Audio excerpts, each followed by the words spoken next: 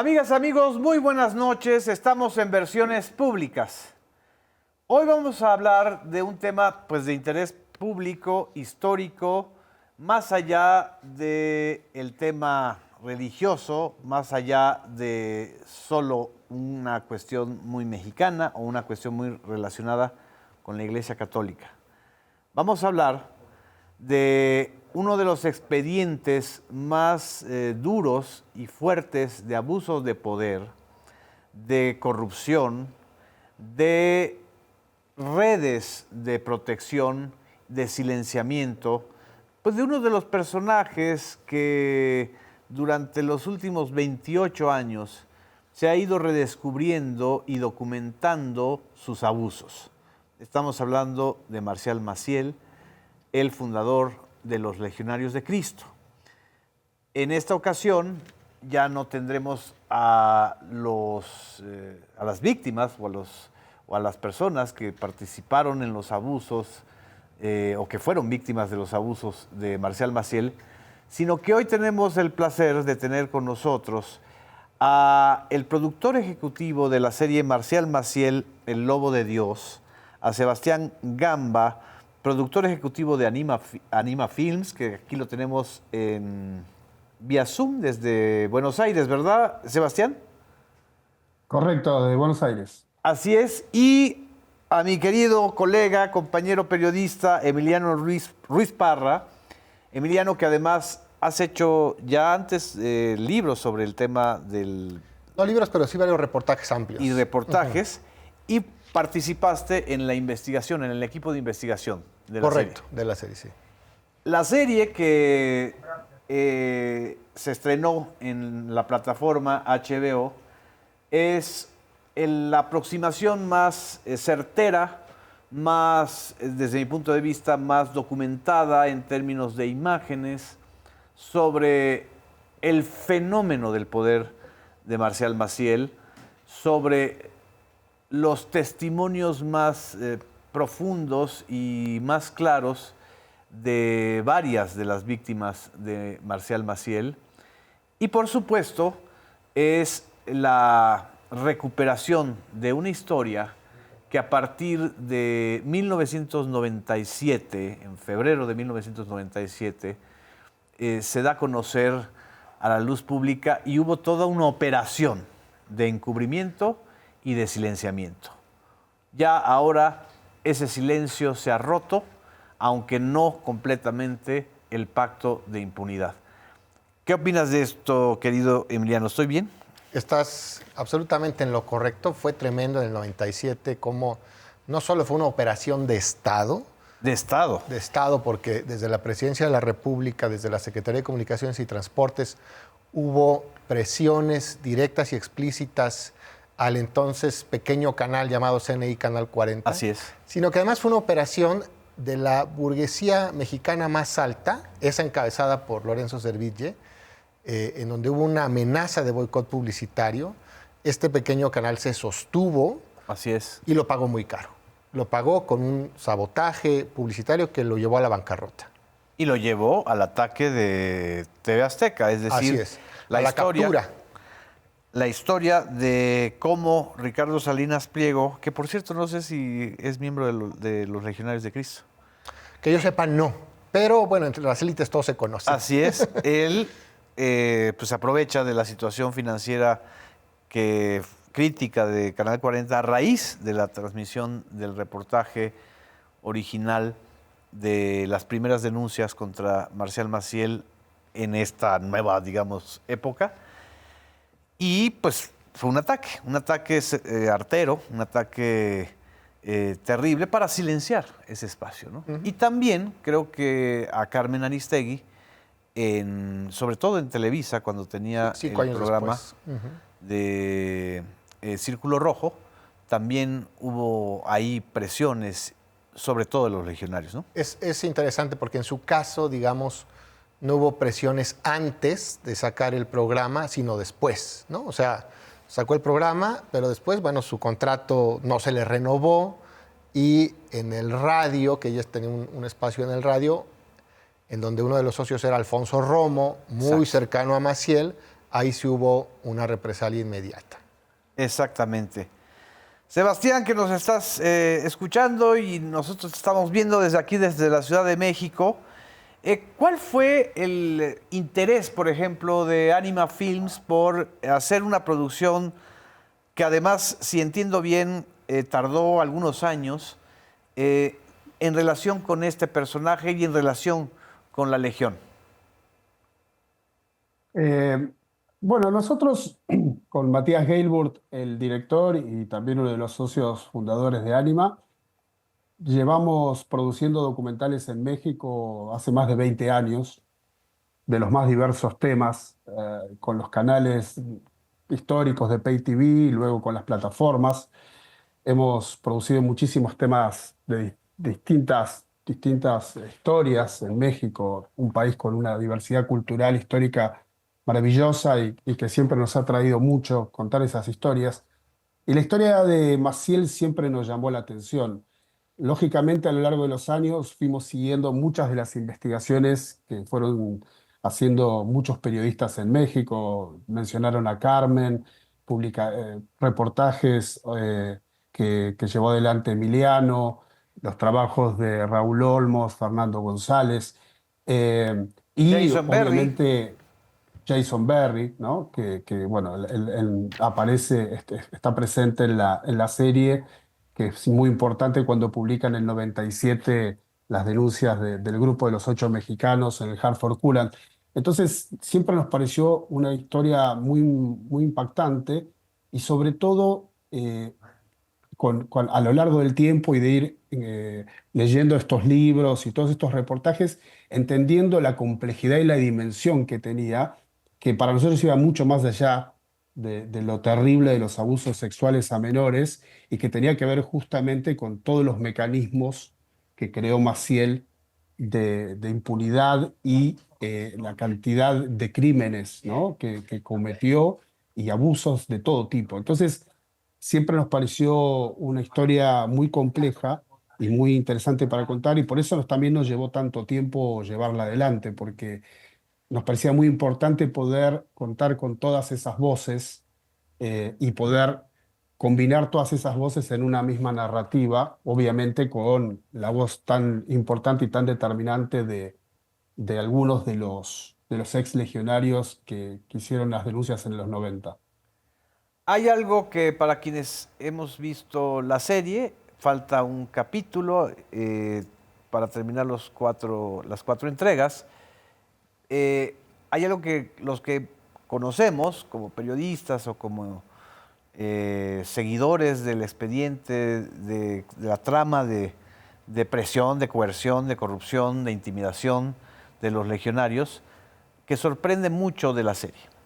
Por primera vez, al menos desde mi caso, vemos hablar a Marcial Maciel. Vemos a Marcial Maciel, fallecido en 2008, expresando sus justificaciones como en una especie de reportaje no explícito, donde él se defiende de las acusaciones. A mí me gustaría que tanto Sebastián como Emiliano nos contaran un poco, creo que este es el hallazgo periodístico y documental más importante de la serie, las imágenes del propio Marcial Maciel hablando y dando su versión. ¿Estoy en lo correcto? Sí. Bueno, obviamente al poder haber hecho este trabajo con la distancia de tantos años, Sí, ¿no? 28. De tantos años post fallecimiento de Maciel y todo lo que sucedió, todas las investigaciones que hubo en estos años, la perspectiva del tiempo, permite justamente poder incorporar muchos materiales que en otros casos por ahí no se hubieran podido incorporar. Con respecto específicamente a esos materiales, creo que es importante que también responde Emiliano, que el gran partícipe de encontrar esos materiales. Emiliano, cuéntanos.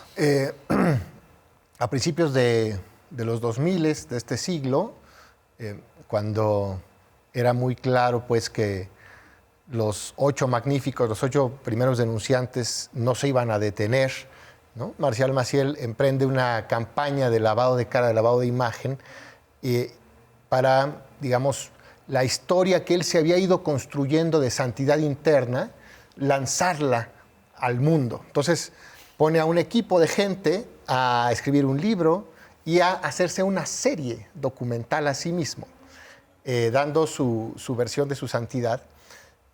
Esto se hace entre 2000 y 2003, pero por supuesto por ahí también se publica el libro de Alejandro Espinosa que se llama El Legionario. Sí. Y es mi punto de vista que se dieron cuenta de que era insostenible hacer pública esta serie interna y deciden enlatarla, deciden guardarla, porque era pues, muy claramente un fake news, un embuste. Entonces se guarda y muchos años después... ¿Quién la produjo, perdón? ¿O cómo se produjo? ¿Hay datos de esto? Es decir, ¿fue una televisora o una productora privada o sí, fueron los propios legionarios? Construyeron su propia productora, el Regnum Christi, y contrataron a un miembro interno pues, para que hiciera todo el trabajo de realización, ¿no? Sacaron a Maciel dirigiendo la construcción de unos edificios, sirviendo queso a los muchachos, celebrando su cumpleaños, levantándose a las 5 de la mañana antes que todo el mundo a rezar, cuando todo el mundo sabe que Maciel era más bien perezoso y muy poco espiritual. Por eso es claro, es que se deja enlatada, se queda guardada. Yo me pongo a buscar otro material de los 50. De los primeros años de la denuncia. Maciel hace una película más corta en los 50 como para dar a conocer la Legión. Entonces, en la búsqueda de ese material aparece este otro material que personas del interior de la Legión pues les pareció importante que esto se conociera y digamos, efectivamente es un material muy valioso para la serie, pero hay que decir en honor a la verdad que esto fue presentado primero en el programa de nuestro colega Bernardo Barranco, un especialista en religiones, en Canal 11, así es. Sacro y Profano. Bernardo, digamos, tomó la decisión de hacer 3 programas con este material y más bien lo que hace la serie es retomar este material presentado con Bernardo, pero claro, ya en el conjunto de la serie producida por Anima Films y HBO Max, este material luce muchísimo, ¿no? Queda ya como un documento histórico. Hay también, entiendo, el hallazgo o la recuperación de un material fotográfico de Francia. Extraordinario. Extraordinario, sí. ¿no? Sí, extraordinario. Ahí ese no me tocó a mí conseguirlo, fue también Sebastián, que no solo es productor, también es un estupendo investigador. Es un acervo fotográfico maravilloso que además pues, permite recrear, por ejemplo, cómo era la Quinta Pacelli. Exacto. En los años 50, 40, cuando la compra Maciel. A mí me han llegado mensajes diciendo, yo era un niño y me acuerdo de ese lago, de esas barcas. Sí, yo creo que esta serie, además pues, del rigor en investigación, visualmente la recuperación del archivo es extraordinaria. Así es. Sebastián, sobre este tema de los archivos fotográficos, ¿tú podrías comentarnos o contarnos algo? Bueno, es un material fotográfico que provino de un ex legionario en Francia.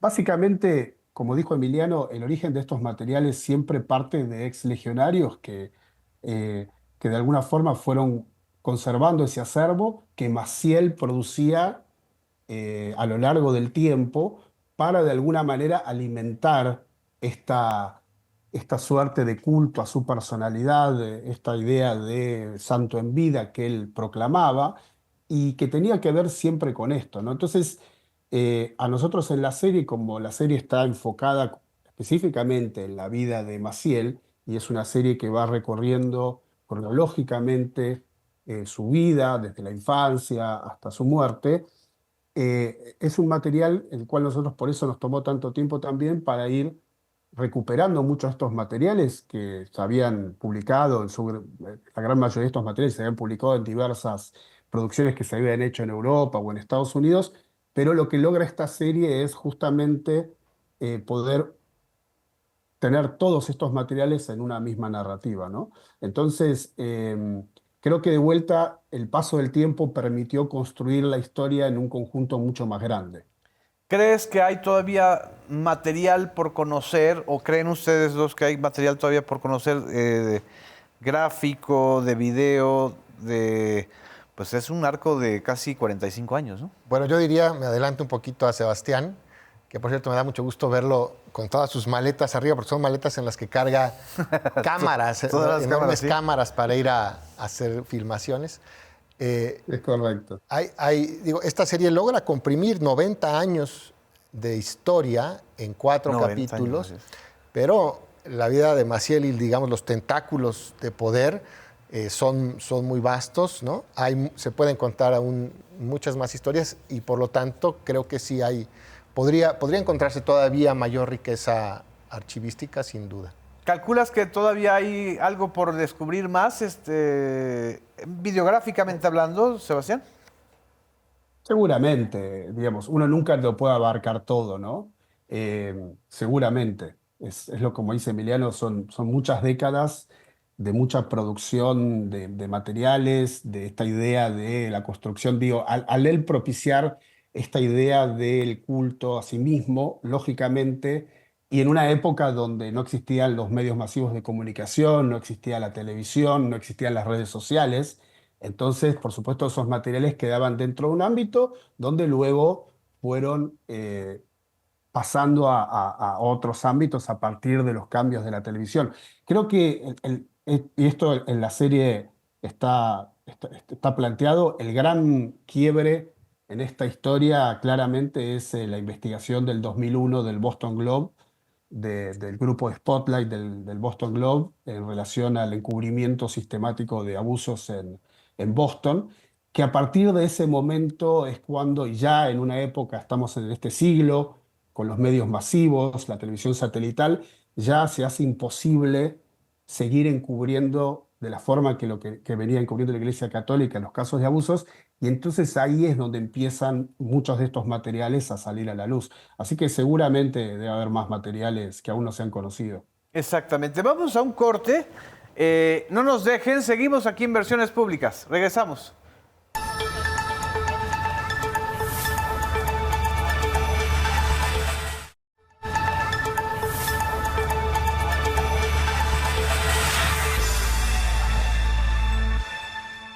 Regresamos a Versiones Públicas. Estamos platicando con el productor ejecutivo y uno de los periodistas que formaron parte del equipo de investigación de la serie Marcial Maciel, El Lobo de Dios, que en estos días pues culmina, digamos, sus 4 entregas. Y ahorita entramos en la primera parte de esta entrevista con Sebastián Gamba y con Emiliano Ruiz Parra a la parte más, desde mi punto de vista, periodísticamente más interesante, que es una serie de imágenes inéditas, al menos para el gran público o la audiencia que no conocía y no sabía esto que Emiliano nos contó de un intento de hacer una hagiografía de defensa del propio Marcial Maciel. Pero hay otra parte, y esa tiene que ver ya con el fondo, con la sustancia del relato. Hay, si no me equivoco, Emiliano, un hilo conductor impresionante, aunque uno haya leído, aunque uno haya escuchado incluso el relato, a Juan José Vaca, que Juan José Vaca no solamente es el funcionario más alto dentro de la estructura de los legionarios de Cristo que deserta y que decide exponer los abusos de Marcial Maciel a través de una carta, sino también el joven que quizá durante más años fue abusado sexualmente por Marcial Maciel. Y en la serie la tranquilidad, la lucidez, la claridad de Juan José Vaca, junto con otras víctimas, incluyendo a mi querido Pepe Barba, a la señora Elena Alejandro Sada. Espinosa también está. Exacto. Y obviamente Jason Berry, que es, digamos, el primer periodista que compila e investiga esto, como lo relata él mismo, de un grupo que era hasta para él desconocido.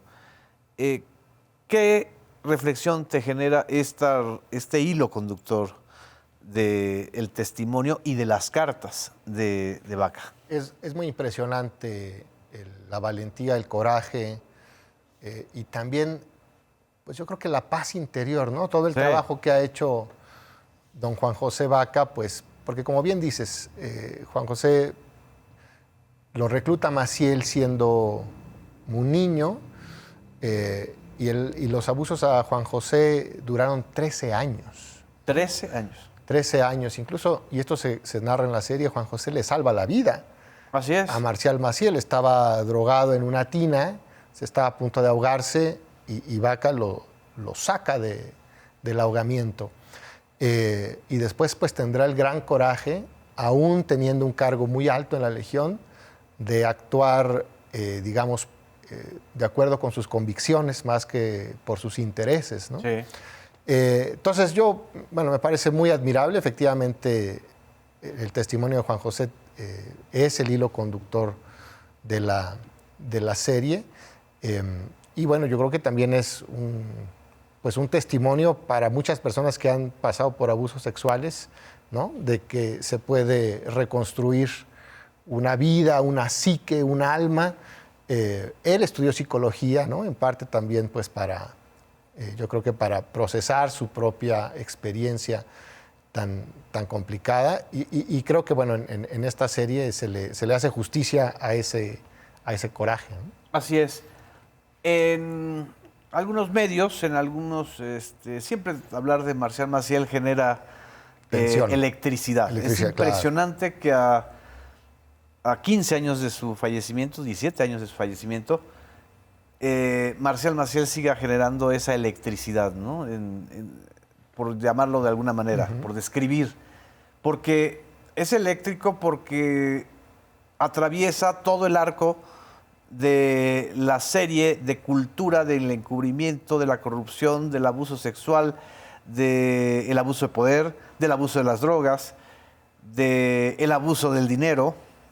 Es decir, es una colección, es una compilación de todos esos fenómenos que han hecho que la jerarquía católica esté en crisis, que muchas instituciones católicas estén en crisis, y sin embargo no deja de sorprender y de alarmar esta capacidad de una persona y de una estructura. Además, hay algo en la maldad de Maciel que es brillante, quizá tan brillante como los capos del narcotráfico, porque en realidad él actuaba como un capo dentro de la iglesia. Es mi reflexión. Sin embargo, hay quienes están diciendo que la serie no aporta ningún elemento nuevo, que evade entrar en el tema de la red de protección que había desde el Vaticano y desde la política y desde los empresarios. ¿Qué responder a esas observaciones? Bueno, sí, antes de responder la pregunta, yo creo que hoy todavía hay medios que simplemente no hablan del tema. Claro. O sea, eso... Digo, Bueno, lo vemos ahorita en la cobertura, de la serie. Y entre periodistas, de repente me escribe un amigo y me dice, oye, pues felicidades por la serie. Aquí simplemente no podemos hablar del tema, ¿no? Bueno, pues así está México todavía. O sea, sigue la autocensura. Sí, claro. Y siguiendo con tu reflexión, yo creo que efectivamente Maciel pues, fue como un campeón del capitalismo, ¿no? Del capitalismo más salvaje, del capitalismo más brutal, porque no solo fue un sacerdote que haya engañado a muchas personas, fue un gran empresario que puso un imperio educativo y religioso que llegó a estar valuado en $25 mil millones. ¿25 mil? Sí, todavía en los cálculos de Raúl Olmos, él sostiene que genera al año, la Legión de Cristo, ganancias por $600 millones, ¿no? Porque es todo un holding en donde hay bancos, inversiones en muchísimos lugares. Es decir, él logró que la élite mexicana y y algunas élites de otros países se imbrincaran con la Legión, no solamente en términos ideológicos, culturales, espirituales, sino incluso en términos económicos, empresariales, financieros, ¿no? O sea, él invitaba a los empresarios a invertir a través de la Legión.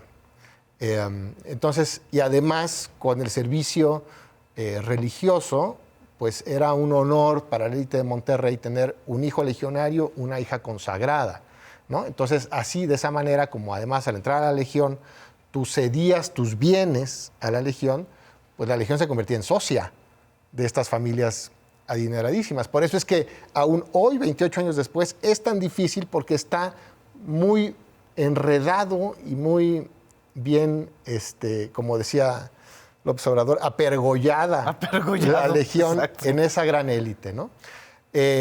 Bueno, y yo creo que la televisión, y ahora sí respondiendo a la pregunta, tenía una deuda de 28 años de sacar esta historia. Entonces, de entrada, se está cumpliendo con una deuda histórica desde la televisión de contar la historia de Marcial Maciel. Por supuesto que en 4 capítulos, que es más o menos como ahora se practica este género, había que contar pues, lo más importante de la historia. Se pueden hacer 4 o 5 capítulos más, por supuesto que se pueden hacer más capítulos sobre Maciel.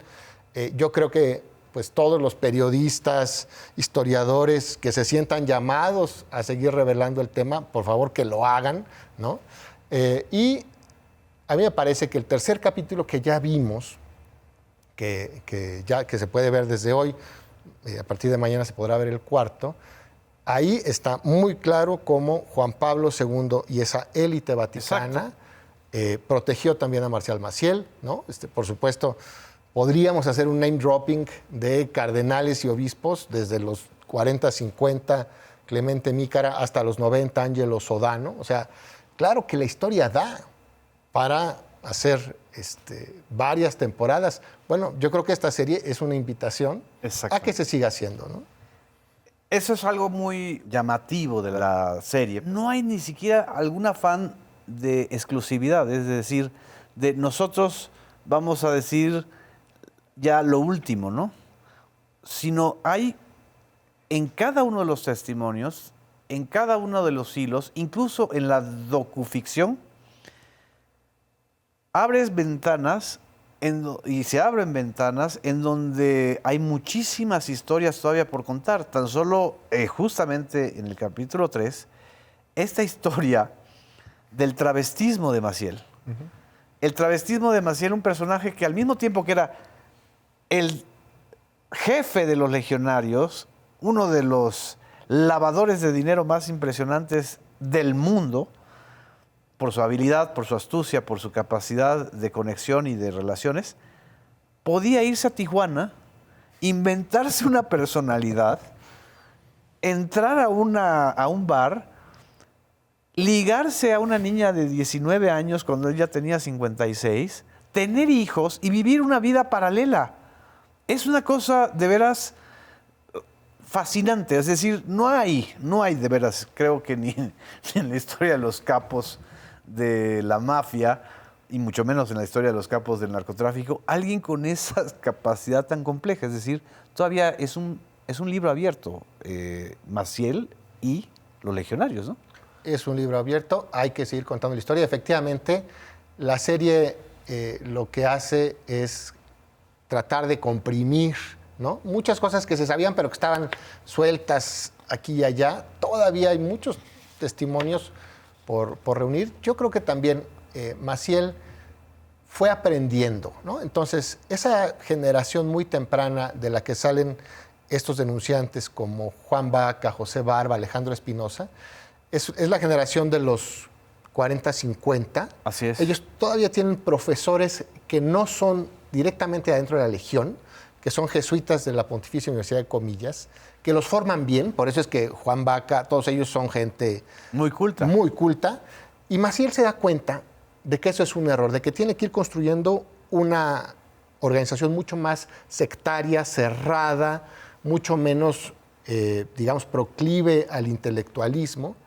Y es muy interesante cómo las siguientes generaciones no han hablado. Les cuesta mucho trabajo hablar porque eh, crecieron en un ambiente de mucho más sectarismo que esta primera. Esta primera, que de por sí ya está en un ambiente sectario, para las siguientes fue mucho peor. Entonces, bueno, ojalá, si nos están viendo, pues ellos se animen también a contar sus historias, ya sea que sigan dentro, ya sea que estén fuera, pues para que siga saliendo la verdad, ¿no? Esto, yo creo que lo que todos ahí podemos estar de acuerdo es que no se repitan estos abusos. Estos 8 magníficos salieron porque se enteraron de un caso de abuso en el Cumbres en los 90 y dijeron, basta, esto no puede seguir. Y decidieron cambiar sus vidas porque han pagado un precio tremendo. Fueron acusados de conspiradores, de mentirosos, de que lo hacían por dinero.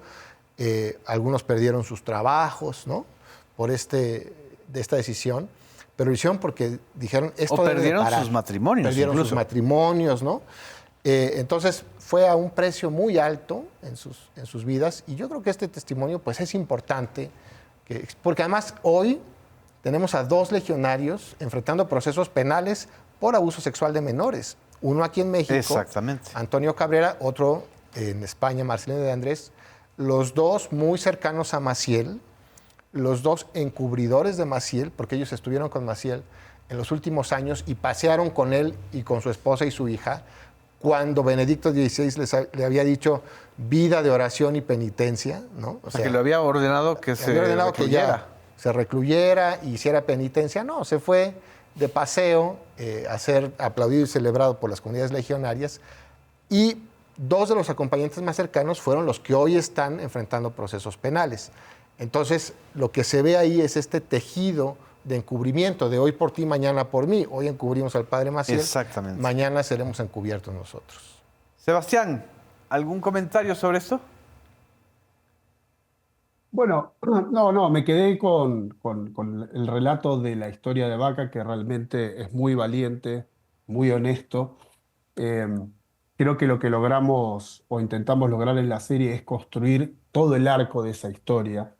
La posibilidad de desarrollar en 4 episodios te permite construir esta historia que el director trabajó mucho sobre esto, de cómo son unos niños que entran fascinados a este mundo donde le ofrecen todas estas comodidades en estos espacios que construyó Maciel en los primeros años y cómo a lo largo del tiempo van entrando en la monstruosidad. Y conforme va creciendo el poder de Maciel, van creciendo los mecanismos de encubrimiento y de control. Y eso es muy fuerte en la historia de Vaca. Cuando él escribe la carta es estremecedor porque casi que se la escribe con respeto, ¿no? Así Hay un elemento del control psicológico, hay el un abuso síndrome de Estocolmo psicológico de terrible. poder total. Es muy impresionante cuando él se ordena, el momento de la ordenación de él, que él habla está esa fotografía que él dice que me está besando las manos, o sea, hay una construcción muy fuerte de toda esta historia que va mucho más allá del hecho específico del abuso sexual, que ya de por sí es terrible, pero hay una construcción mucho más grande. Entonces creo que la serie permite recorrer las historias de estos ex legionarios tan valientes en toda su profundidad. ¿Y cómo te explicas que esté en los primeros lugares de audiencia en la plataforma de HBO, pero la prensa mexicana lo haya ignorado? Bueno, a ver, ahí son cuestiones que escapan un poco a lo que nosotros hacemos, ¿no? Nosotros lo que intentamos es contar una historia eh, que pueda ser accesible para un público masivo, que tenga ciertos niveles de producción como los que lleva cualquier producción de la marca HBO, que han tenido producciones icónicas a lo largo de la historia de la televisión. Por eso lleva tanto tiempo de trabajo. Y creo que es una historia universal. Nosotros, Así es. digamos, siempre la vimos como una historia universal. Es una historia que trasciende fronteras, es una historia, los abusos de poder, los abusos sexuales se dan en todos los ámbitos de cualquier sociedad. Y creo que la historia de Maciel, bueno, tú lo dijiste hace un tiempo, es fascinante en el sentido de, es es una historia que o sea, la realidad supera la ficción completamente, ¿no? Si uno quisiera hacer una historia de ficción contando todo esto, por ahí uno no se la creería. Entonces, creo que es tan sorprendente, ¿no? Que creo que atrae a audiencias mucho más allá de la audiencia mexicana. Así es. Vamos a un corte, Sebastián, Emiliano. No nos dejen, seguimos en Versiones Públicas.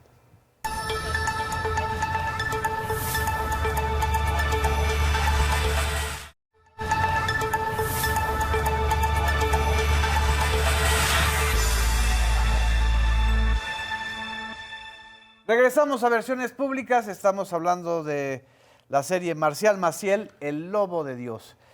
En la última parte le pregunté a Sebastián Gamba, productor ejecutivo, cómo se explicaba que estuviera la serie, que es muy reciente, en los primeros lugares de audiencia de una plataforma como HBO, pero que la prensa mexicana no le había dado el golpe todavía o no había hablado lo suficiente. ¿Tú qué piensas de este tema, Emiliano? Es curioso porque hay un contraste. Efectivamente, en algunos medios no se le ha hecho mucho caso, pero en otros sí. Por ejemplo, y esto fue muy extraño, pero también muy positivo, un poco más de una hora con Marco Antonio Regil en Radio Fórmula. ¿Marco Antonio Regil? Marco Antonio Regil, que fue durante 27 años la cara pública del Teletón. Y como todos sabemos, el Teletón también era parte de los legionarios, ¿no? Era una de las iniciativas Landeros, legionarias. es legionario, si no me equivoco, ¿no? Sí, Fernando Landeros. sí, Fernando Landeros. O sea, fue egresado de las... Entonces él hablaba pues digamos, queriendo decir, bueno, pero hay mucha gente ahí valiosa, ¿no? Que hace cosas positivas, no todos son como Maciel. Y yo decía, efectivamente, no, por supuesto que no todos son abusadores sexuales. El problema no son los individuos. El problema es el sistema de secretismo y el problema, y el sistema de encubrimiento mutuo, que permite que, así como hemos visto que hay denuncias de abusos en México, los hay en España, los hay en Chile, ¿no? O sea, y ahorita hay víctimas que tienen mi edad, por ejemplo, Ana Luz Salazar, que ella fue abusada a los 8 años. O sea, por niñas. Por una víctima de Maciel. Un compañero de la generación de José Barba, Fernando Martínez, fue víctima de Maciel, como aparece en la carta de Juan José Vaca, y él a su vez fue un abusador de menores. Lo tuvieron cambiándolo de colegios en Saltillo, en México, en Cancún, pues porque conforme iba llegando a un nuevo colegio, pues iba viendo nuevos abusos, lo iban quitando, hasta que pues unas niñas muy valientes, de 8 años, dicen, esto nos está pasando, ¿no? Así es. Entonces, yo creo que no se puede tapar el sol con un dedo, ¿no? O sea, para muchos medios no se puede tapar el sol con un dedo. He estado en TV Azteca con Ricardo Rafael, he estado en Fórmula con Risco, con Regil, he estado en Milenio Televisión ya un par de veces, en algunos espacios más, ahora lo recuerdo. Es decir, sí hay, pues digamos, una conciencia de que esto pasó en el país y de que es parte de la conversación, porque claro, lo terrible de que sea la realidad supere a la ficción es de que esto pasó en México, no pasó en otro país, no pasó en el aire, no pasó en el vacío, esto pasó en el mismo país en el que estamos nosotros, ¿no? Entonces, pues sí hay que tomar cartas en el asunto, al menos contar la historia. Estás hablando en pasado, es decir, pasó, no está pasando. A lo que voy es el tema de la gravedad de los abusos sexuales, de poder, de corrupción de un personaje como Marcial Maciel. ¿Se murieron con Marcial Maciel o sobreviven en la institución? En buena medida, digamos, esta ha sido la explicación que ha querido dar la propia Legión de Cristo, ¿no? Es decir, bueno, esto es un cáncer que se puede extirpar, Marcial Maciel, o cuál es el misterio de la providencia, que de un árbol torcido hayan salido frutos sanos. Sí. Y entonces, claro, uno puede decir, espérate, pues ahorita hay por lo menos 2 sacerdotes legionarios bajo proceso, más otros 7 sacerdotes señalados en un proceso en Chile, ¿no? De abusos que ocurrieron después de la muerte de Maciel. Por Wow. eso, sí, después de la muerte de Maciel, además en la casa en donde vivían las consagradas del Regnum Christi. Entonces, por eso es que el tema no es un tema de manzanas podridas, ¿no? Es un tema, como decíamos, Estructura. de un sistema y una estructura que favorece el secretismo, que favorece el encubrimiento. En la Legión de Cristo, y esto, bueno, hay testimonios, la disciplina es muy férrea, es muy dura, como sacerdote tienes tus horarios muy establecidos, ¿no? Está prohibida la amistad al interior, o por lo menos estaba prohibida la amistad entre consagradas, entre legionarios y al interior de ellos. Pero si tú eras un buen recaudador, si tú a Maciel le llevabas dinero en grandes cantidades, eras libre de hacer lo que quisieras, ¿no? Este fue el caso de Cabrera. Cabrera pues era un gran recaudador de dinero, la escuela de Maciel, y por lo tanto pues era director de una facultad en la Universidad de Anáhuac y básicamente hacía lo que quería y lo decía, ¿no? Así es. Lo declaraba. Entonces, eso es lo que se tiene que revisar. José Barba, que ha sido pues, un denunciante muy importante de la Sí. Legión, él ha dicho, y yo creo que esto es muy importante, tiene que haber un juicio de Nuremberg a la Legión de Cristo en el sentido de que se abran los archivos, se conozcan los testimonios, ¿no? Se haga, digamos, una gran comisión de la verdad para que se conozca la historia y esto no se repita. Mientras eso no pase, por supuesto que es susceptible de que las Siga cosas saliendo más. sigan ocurriendo. Así Y es. además otros casos. Hay una parte sobre todo este capítulo 3, me sorprendió muchísimo Elena Sada, cuando ella relata cómo les pasaban las noticias grabadas de la televisión, Cortadas. porque las editaban. O sea, es que es fascinante, porque también ellos se construían su mundo paralelo. Los periódicos ellos no los podían leer directamente, sino que además había un departamento de censura. Y hay una frase de ella que es brutal, la de Elena Sada, cuando dice: a Marcial Maciel, si tú no le dabas dinero, contactos o placer, eras un parásito. Es brutal, porque entonces te está hablando también de lo peor del capitalismo, como dirías, aunado a lo peor del feudalismo eclesiástico, es decir, a este modelo en donde el poder está tan concentrado en una sola persona, en el capricho de una sola persona, que eso también es un insumo para el abuso, ¿no? Claro.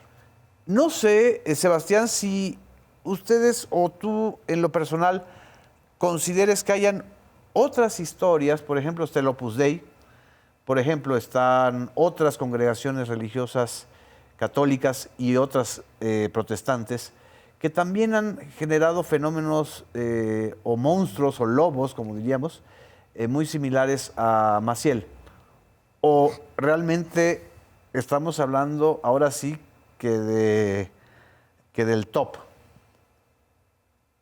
A ver, la verdad que no hemos investigado nosotros desde Anima Films otras historias dentro de la Iglesia Católica, como el caso de Maciel. Han habido algunas publicaciones recientemente sobre el Opus Dei y ciertos abusos. Hay un libro que se publicó hace poco que tuvo mucho impacto. Eh, Creo que la figura de Maciel seguramente no es única porque está en la naturaleza humana, ¿no? Maciel, yo creo que todos los límites que podía correr lo tentaban a ver hasta dónde podía llegar, ¿no? Un psicópata con una gran habilidad, además para el encantamiento, un gran encantador, porque si no tienes el carisma para encantar de esa manera, no se explica cómo llegas a esos lugares, es imposible. Entonces, creo que, y esto era algo muy importante para nosotros en esta serie, que es eh, que estas historias no se pierdan, ¿no? Que se mantengan en la memoria para poder tener más mecanismos de prevención ante personalidades como esta, porque seguramente existen y van a seguir existiendo. Quizás ciertos avances de las sociedades hacen que haya más mecanismos de control, afortunadamente, pero lamentablemente esto está en la naturaleza humana. Así es. Hay otro ángulo interesante que está sugerido en la serie, que creo que también es parte pues, del expediente de los legionarios y de Maciel, que han sido los frustrados intentos del Vaticano por tapar o por saldar. Benedicto XVI, ya lo mencionabas, ordenó, Benedicto XVI, que además fue un aliado de Maciel en el papado de Juan Pablo II, ¿no?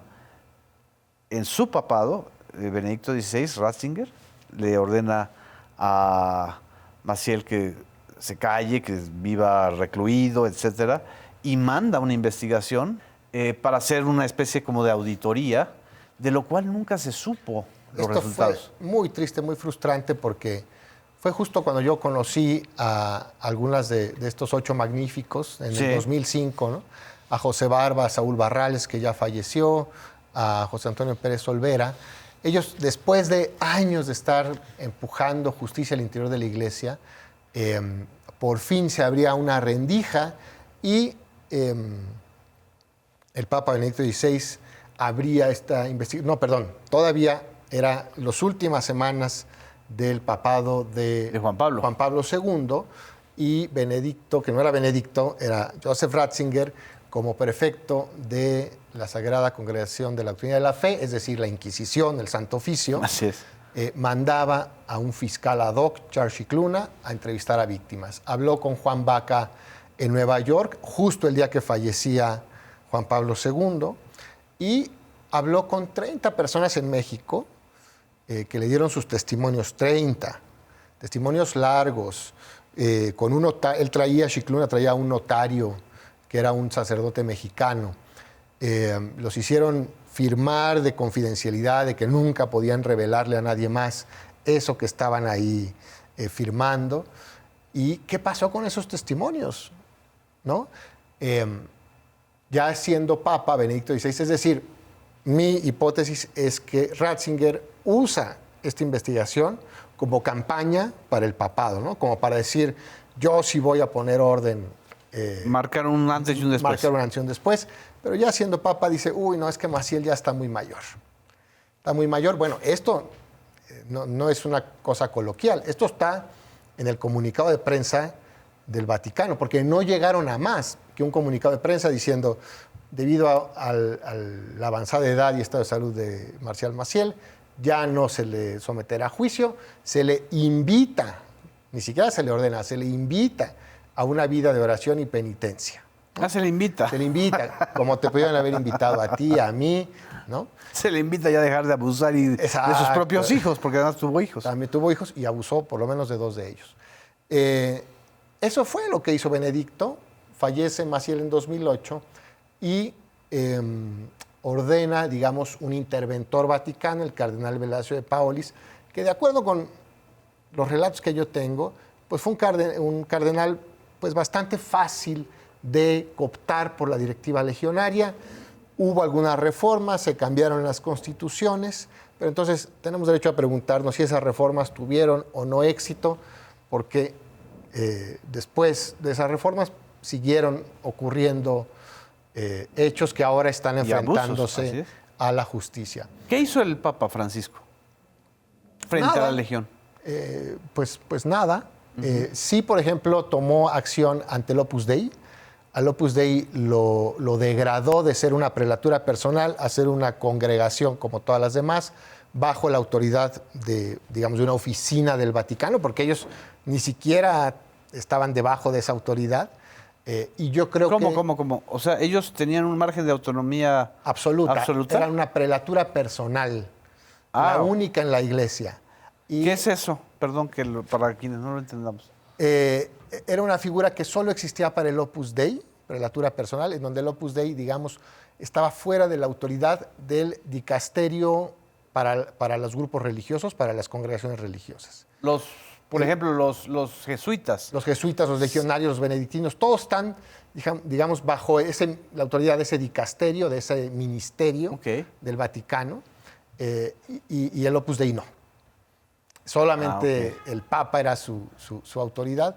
Y Francisco, sí, digamos que le pone un alto a eso, dice, ya no hay más prelaturas personales, tienen que ser una congregación como cualquier otra. Y también sabemos por los libros que, digamos, fomentó que en Argentina mujeres que habían sido abusadas laboralmente durante décadas, como numerarias auxiliares que se dedicaban a la limpieza y que no tuvieron salario, ni jubilación, ni seguridad social, pudieran demandar ante la justicia civil. Y ahorita los últimos cabezas del Opus Dei ahí en Argentina están bajo investigación civil por abuso laboral. Entonces, digamos, esto pasó, sabemos que Francisco era argentino. Al Sodalicio, una congregación peruana, también de fundador abusador que fue sexual, enemigo del actual Papa. Del actual Papa, el Sodalicio, que le hicieron una campaña a este Papa. Así es. Bueno, Francisco extinguió al Sodalicio, ¿no? Fue de sus últimos actos, quizá en las últimas 8 semanas de su pontificado se extingue al Sodalicio, por mucho menos, ¿no?, de lo que sabemos que ha ocurrido con Marcial Maciel. Entonces, Francisco dijo en una entrevista, bueno, es que Maciel era un enfermo, tenía unos padrinitos en el Vaticano, ¿no?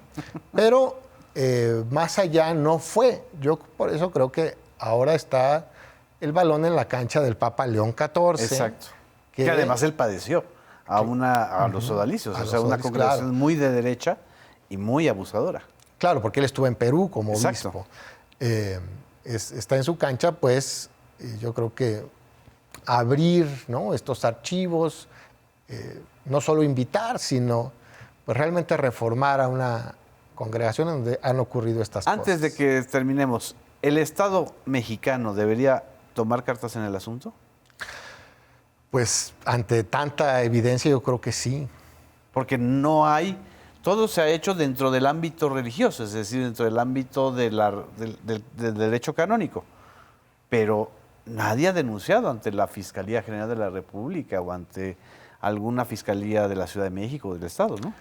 No, porque se ha aprovechado que los delitos sexuales prescriben, ¿no? Entonces, si eres abusado en la infancia o adolescencia y 30 años después lo puedes verbalizar, lo puedes denunciar, pues digamos ya no es un delito perseguible. En algún momento, el sexenio pasado, el entonces titular de la UIF dijo que se estaban investigando las cuentas de los legionarios. Santiago Nieto. Sí. Unas semanas después salió una inserción en la prensa de los propios legionarios diciendo que no había ninguna investigación en curso, ¿no? Entonces, pues claro, yo creo que también ahí hay un pendiente de la justicia civil, ¿no? También. Ahí hay lavado de dinero. Muy bien. Sebastián, se nos fue el tiempo. Muchísimas gracias por estar enlazado con nosotros. Muchísimas felicidades. Es una gran serie, un gran documental. Y muchas gracias a todas y a todos ustedes que nos siguieron en esta emisión. Muchísimas gracias, Emiliano. Gracias. Nos vemos en la próxima de Versiones Públicas. Muchas gracias.